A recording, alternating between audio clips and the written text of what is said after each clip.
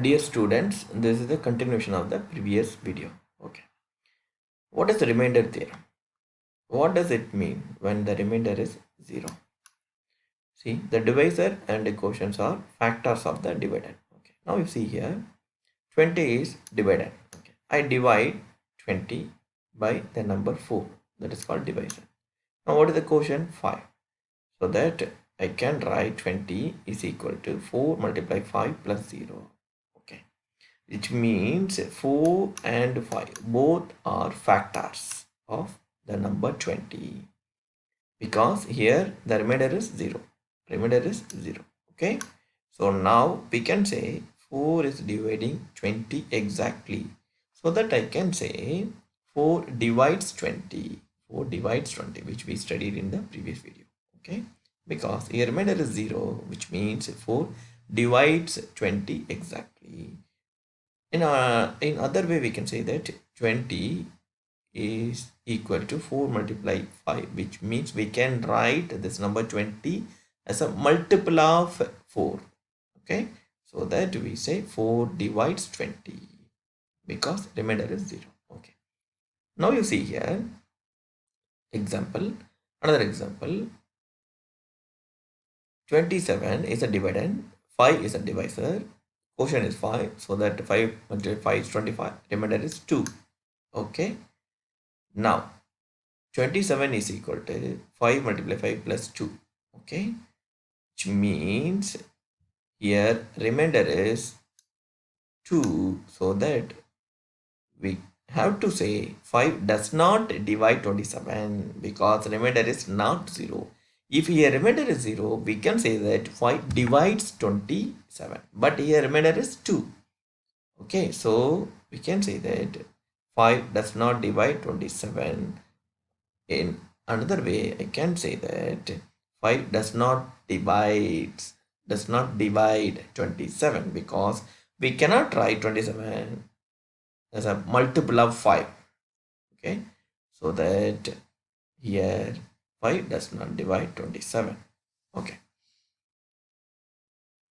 congruence modulo n. What is congruence modulo n?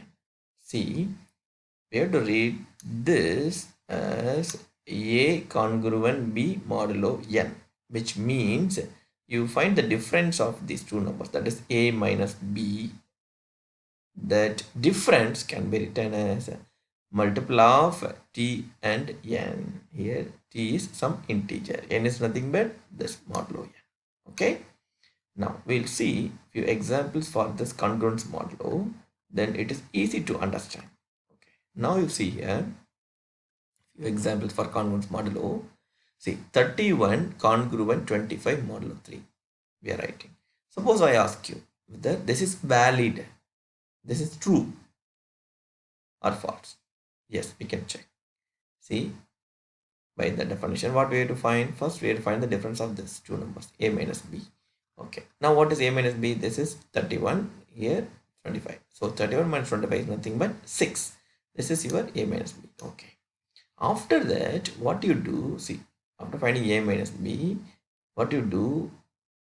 You have to try whether it is possible to write this value the multiple of t and n, multiplication of t and n. Okay, so now I'm trying. Here 3 is the modulo value, so modulo 3. So 3 multiply 2 is nothing but 6, so that I can write 6 is equal to 2 multiply 3, that is multiple of 3. So 6 is nothing but multiple of 3. Okay, so now what is the remainder? Remainder is 0. So here definitely this number divides 6 exactly, so that I can say this congruence modulo is correct. That's why I put tick mark, correct. See, find the difference of 31 and 25, that is 6. After finding the difference, you try whether it is possible to write multiple of 3. Okay, because this is the modulo 3 is given. So yes, it is possible. We can write multiple of 3, that is 2 multiplied 3 plus what is the remainder? 0. So that I can say this congruence is correct. Okay, now you see here 7 congruent 29 modulo 11. Okay. Now, what is the difference of 7 and 29? 7 minus 29 is equal to minus 22. Now, here I'm trying. See here modulo is 11. So, you write the number 11. Okay. And then this is the number here to guess. So, minus 22 is equal to nothing but here I have 11. So, what number is suitable here? Means to multiply with 11 to get minus 22. Yes. Minus 2 is the right number. So, minus 2 multiply 11 is nothing but minus 22. So, that what we can say minus 22 can be written as a multiple of 11. Okay. Because 11 multiplied minus 2 is minus 22. What is the remainder? Nothing. 0. Okay. So, that we can say this congruence modulo is correct. Okay. Now, you see here 31 congruent 4 modulo 12. Actually, it is not congruent. Congruent I cross out. See, it is, which means not congruent. 31 not congruent modulo. Okay, 12. 31 is not congruent modulo 4. Okay, 31 here it is not congruent modulo. Okay, it is not congruent modulo. How? Why? Okay, first you find the difference. 31 minus 4. What is 31 minus 4? That is 27.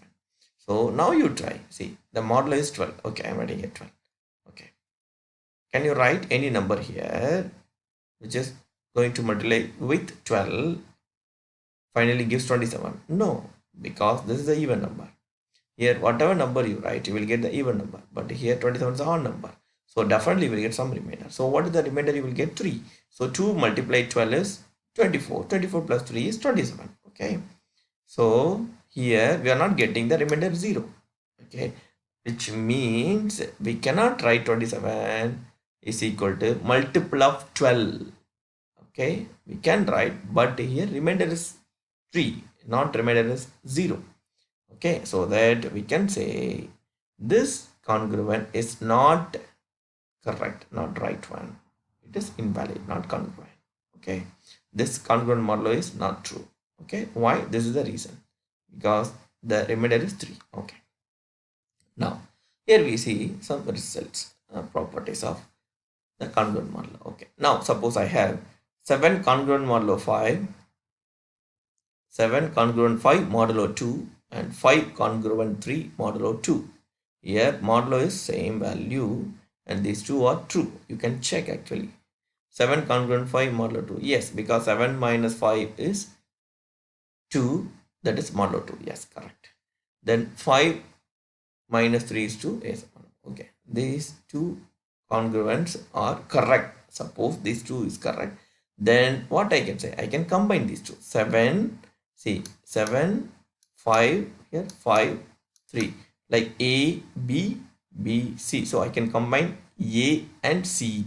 That is 7 congruent 3 modulo 2. This is the result, or you can say property. Similarly here, see, if these two congruent modulo is correct, then what we can do? We can add this value and this value and 2 and 3. See, this is also correct. You can check. See, 12 plus 8, 20 congruent, 2 plus 3, 5. So 20 congruent 5 modulo 5. Okay, we are getting. You can check. See, 20 congruent 5 means what is the difference? 20 minus 5 is 15. So 15 is equal to 3 multiplied 5. Yes, that is correct. Similarly, you can check the remaining. Okay, these are the properties of the congruent modulo. Okay, that's it. Now you see the examples which is given here. 8 modulo 13. If I write 8 modulo 13, what is the answer? This is the answer. Why? What is the reason here? Because see, 8 is the smaller number than this modulo value. Here is 13 is a bigger number than 8. So that you can write 8 is equal to 0 multiply 13 plus 8. So what is the remainder? You are getting your right here as answer. What is 23 modulo 11? Simple. You write 23 is equal to 2 multiply this modulo value. Then what is the remainder you are getting here? Right as an answer. Okay. Similarly, you can check all this. Okay. So 42 modulo 3 means 42 is equal to 14 times this modulo value 3, which is 42. So remainder is 0. So your remainder is the answer. So this is the question actually. 42 modulo 3. How much? The question. That is the question. So answer is 0. Okay.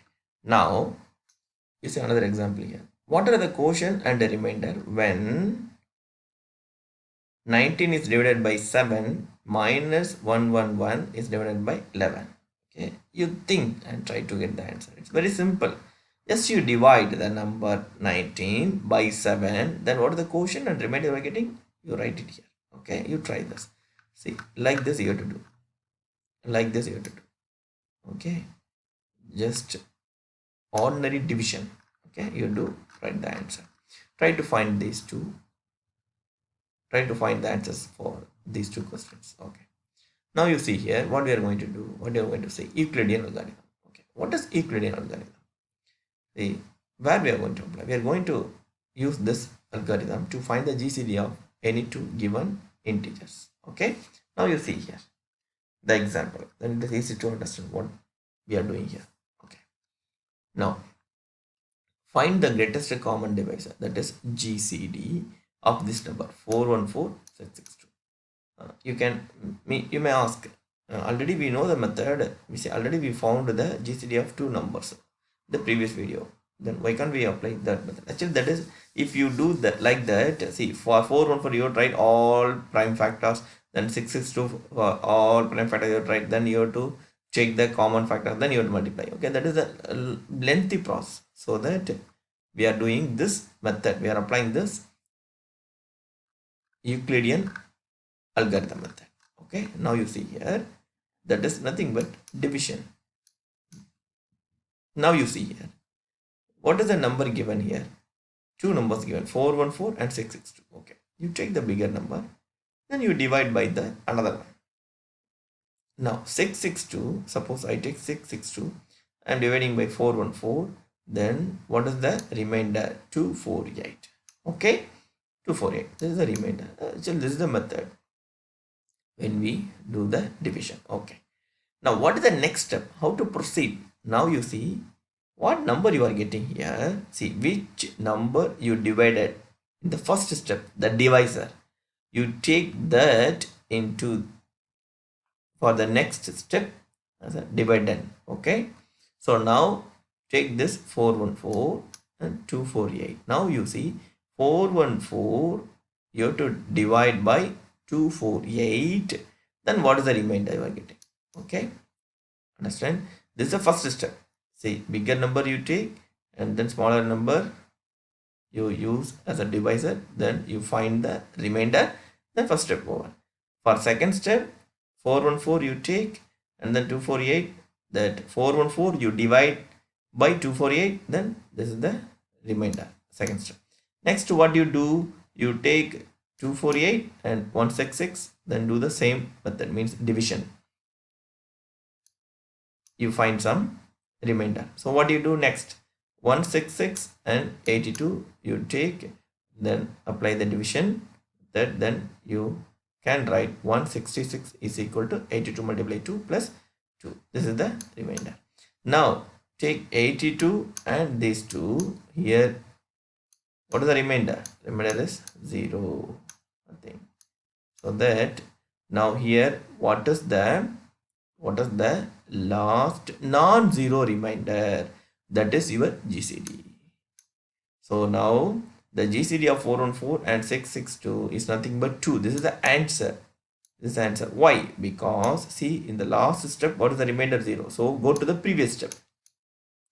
What is the non-zero remainder? Last non-zero remainder, that is 2. So that is your answer. This is the GCD of 414 and 662. Okay. So this is the method how to find the GCD of these two given numbers by this Euclidean algorithm. Okay. Just easy. That's it. Thank you.